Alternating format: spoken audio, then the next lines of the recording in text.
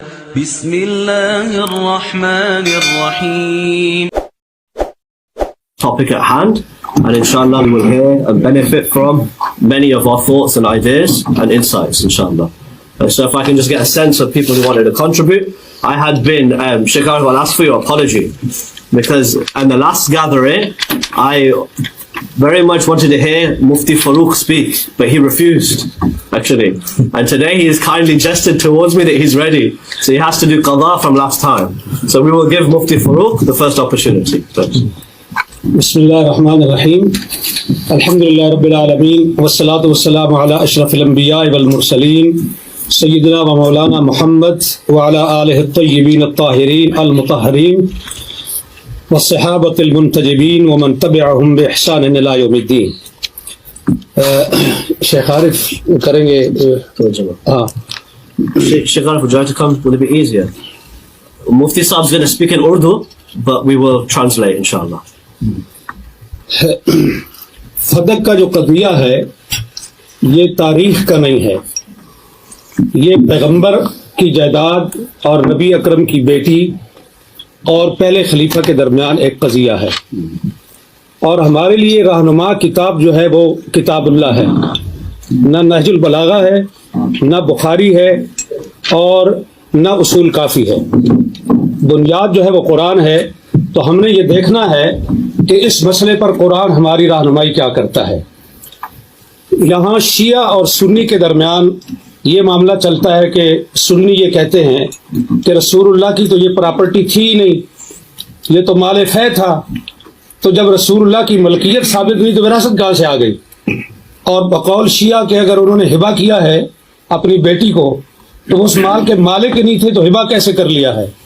تو قرآن جو شیخ رجانی نے اور شیخ عبدالحمید قصوری نے جو آیت پیش کی ہے سورہ الحشر کی، اسی کے اندر رسول اللہ کی ملکیت ثابت ہے.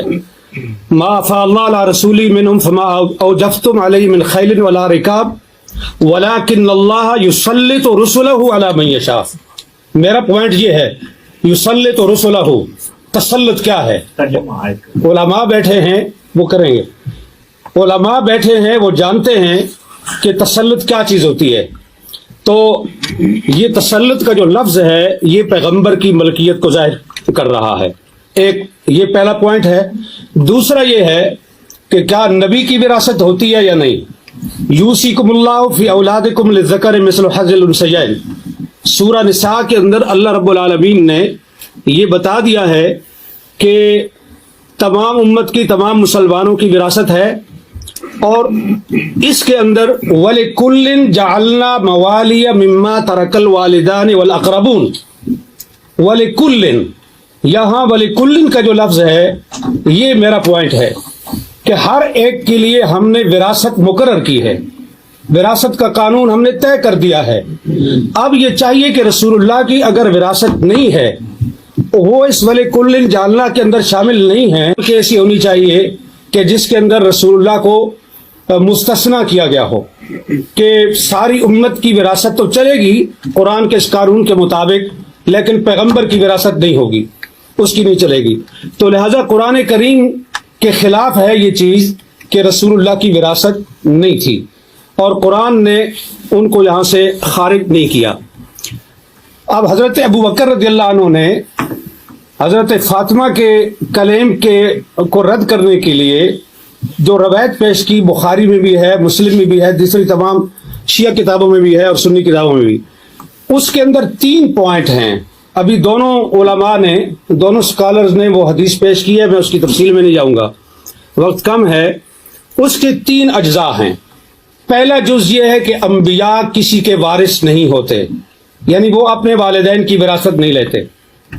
دوسرا پوائنٹ یہ ہے کہ انبیاء کی وراثت نہیں ہوتی، ان کا کوئی رشتہ دار اور ان کے کوئی قریبی جو ہیں عزیز وہ ان کی وراثت نہیں لے سکتے. اور تیسرا پوائنٹ یہ ہے کہ جو کچھ انبیاء چھوڑتے ہیں وہ صدقہ ہے. اب یہاں سوال یہ ہے کہ انبیاء کی وراثت نہیں ہوتی تو رسول اکرم صلی اللہ علیہ وآلہ وسلم نے اپنے والد گرامی حضرت عبداللہ بن عبد المطلب کی وراثت لی ہے. اس میں 3 چیزیں تھیں. ایک وہ ان کا مقام تھا جو ان کا آبائی مقام تھا، دوسرا ام ایمن جو لونڈی تھی، اور تیسری چیز جو ہے وہ تلواریں اور اونٹنی تھی. بعض کہتے ہیں ایک سے زیادہ اونٹ تھے، بعض کہتے ہیں ایک تھے، چلو ایک ہی صحیح، ہم ایک ہی پر اکتفا کرتے ہیں. تو یہ وراثت تھی رسول اللہ کے والد کی. رسول اللہ نے یہ وراثت اپنے والد سے لے لی. تو یہ کیسے وہ کہہ سکتے ہیں کہ انبیاء وراثت نہیں لیتے؟ آپ بچپن میں وراثت لے چکے، اور نبوت ملنے کے بعد آپ نے کہا ہم کسی کے وارث نہیں ہوتے. یہ دونوں باتیں ایک دوسرے کے متضاد ہیں.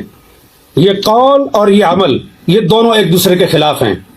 تو رسول اللہ نے اپنے والد کی وراثت لی ہے، لہٰذا یہ بات درست نہیں کہ انبیاء کسی کے وارث نہیں ہوتے. دوسری چیز ہے کہ انبیاء کی اولاد جو ہے اس کی کوئی وارث نہیں ہوتی، وہ وارث نہیں ہوتی، تو وہ وارث سلیمان و داؤد. اور حضرت زکریا علیہ السلام نے جو کہا کہ انی خفت الموالی من ورائی، یہ علماء کے لیے یہ لفظ جو ہے یہ قابل غور ہے اہل علم کے لیے، کہ حضرت زکریا یہ کہہ رہے ہیں کہ انی خفت الموالی، میں موالی سے ڈرتا ہوں، مجھے ڈر ہے، اس لیے میں تجھ سے مانگ رہا ہوں کہ مجھے ایک وارث چاہیے.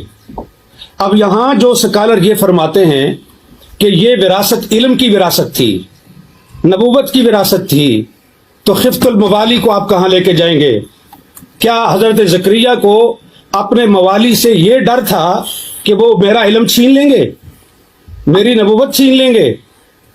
انہیں ڈر اس چیز کا تھا کہ جو میری پراپرٹی ہے اور جو میری جائیداد ہے، میرے بعد میرے موالی اس پہ قابض ہو جائیں گے، اور اسی لیے انہوں نے اس پہ قابض ہو جائیں گے، اور اسی لیے انہوں نے یرثنی و یرث من آل یعقوب یہ انہوں نے مانگا. اور اسی چیز کو حضرت فاطمہ نے حضرت ابو بکر کے سامنے یہ پیش، وہ صحیح معنی میں موالی تھے، ہماری پنجابی زبان میں موالی کہتے ہیں، موالی لو. مفتی صاحب ذرا سے اگر خلاصہ کر سکے. جی بالکل خلاصہ کر. پچھلی ساری کتاب تو گزارش یہ ہے کہ یہ ہے قرآن، اور یہ کہہ رہے ہیں ڈاکٹر علی کے وقت نہیں ہے تو میں اس کو مختصر کرتا ہوں، صرف تاریخی لحاظ سے ایک چیز پیش کر کے، کہ حضرت ابو بکر اور حضرت عمر کے دور میں گورنمنٹ کے قبضے میں رہا فدق. حضرت عثمان نے سارا مروان کو بخش دیا. اگر مسلمانوں کی پراپرٹی تھی تو تیسرے خلیفہ کو یہ حق کس طرح تھا کہ وہ مروان بن الحکم کو سارا دے دے؟ پھر حضرت عثمان کے بعد امیر شام معاویہ بن ابی سفیان کا دور آیا. انہوں نے حضرت عثمان کے بیٹے اور حضرت اس کو مروان کو اور اپنے بیٹے کو، ان تین کے درمیان فدق کو تقسیم کیا جناب معاویہ بن ابی سفیان نے. عمر بن عبدالعزیز آئے، انہوں نے یہ، اور پھر مروان نے یہ جائیداد وراثت کے طور پر اس کی اولاد کو پہنچی، عبدالعزیز بن مروان کو، اور اس کے ذریعے سے حضرت عمر بن عبدالعزیز تک پہنچی. عمر بن عبدالعزیز نے سارا فدق جو ہے وہ اولاد فاطمہ کو واپس کیا، یہ کہہ کر کے کہ یہ ان کا حق ہے، ان کے ساتھ زیادتی ہوئی ہے. اب سوال یہ ہے کہ فیصلہ حضرت ابو بکر کا درست تھا، فیصلہ حضرت عثمان کا درست تھا، فیصلہ عمر بن عبدالعزیز کا درست تھا، اور اس کے بعد کی تاریخ انہوں نے بتا دی. یہ مامون الرشید تک پہنچتا ہے، اور مامون کے بعد پھر حکومت کے قبضے میں آیا، اور پھر آج تک بنو فاطمہ کو وہ واپس نہیں مل سکا. تو یہاں میرا پوائنٹ یہ ہے کہ یہ جو حدیث پیش کی جاتی ہے یہ قرآن کے خلاف ہے. اہل سنت کے محدثین کے اصول کے مطابق قرآن پر پیش کرو، درایت پر پیش کرو. اگر اس لحاظ سے روایت ٹھیک ہے تو قبول کی جائے گی، ورنہ اس کو رد کیا جائے گا. بخاری کے اندر روایت آنے کا یہ مطلب نہیں ہے کہ ہم اس کو آنکھیں بند کر کے قبول کر لیں. یہ روایت قرآن کے شریعت خلاف ہے. بسم اللہ الرحمن الرحیم.